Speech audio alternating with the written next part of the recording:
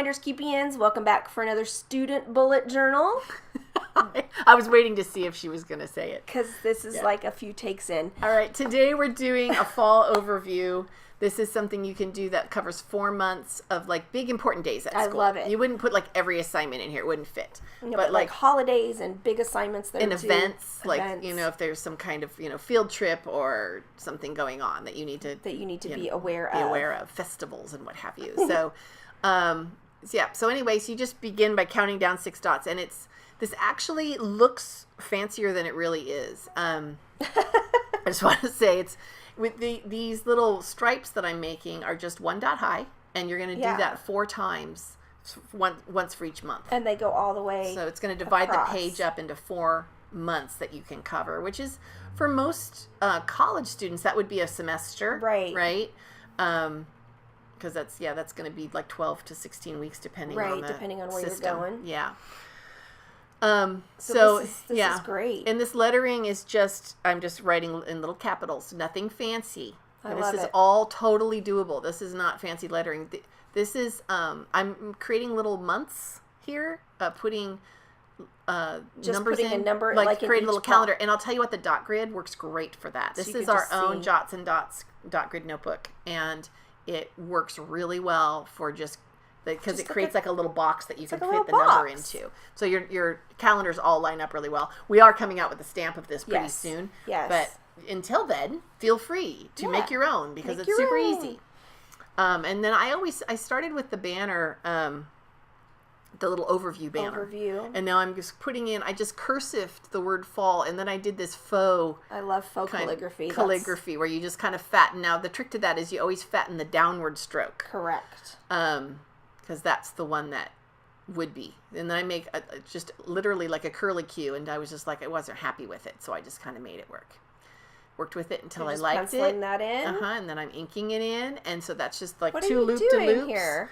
And then the little leaves are just like little tiny footballs. Oh, you're just putting little. Okay, I see. And there's one on each side of the vine. And I know this isn't a close-up. We'll show you a close-up at the end. Yeah. But their little leaves come in pairs of 2.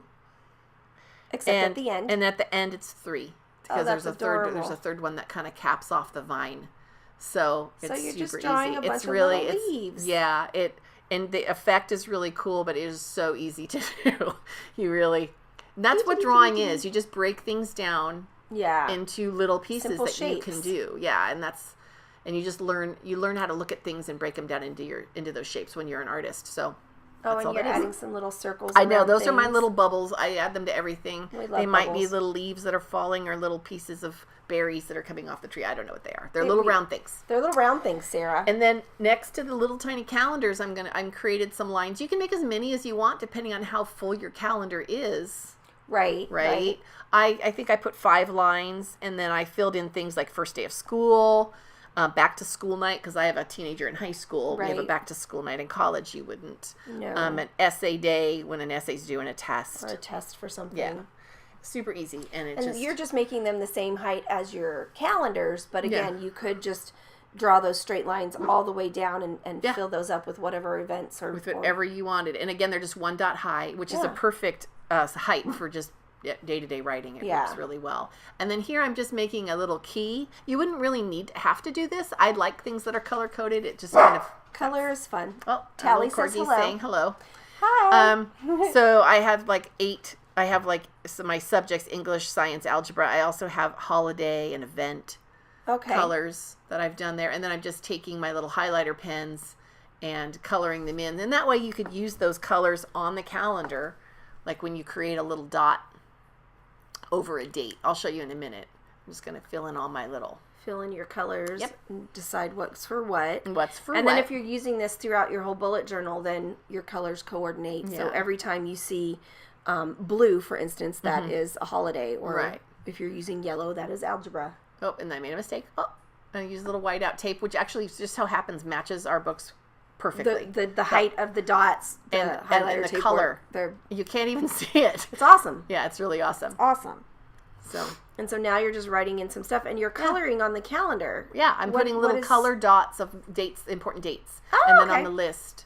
And there I am. I'm all done. And it's just a really nice way to kind of give you an overview of things. It's so beautiful, Sarah. I love it. Well, thank you again for another great overview. And so then you could create this for fall and spring and winter and summer. Yeah. And then you could just have one for every term. Session, term, whatever. Yeah.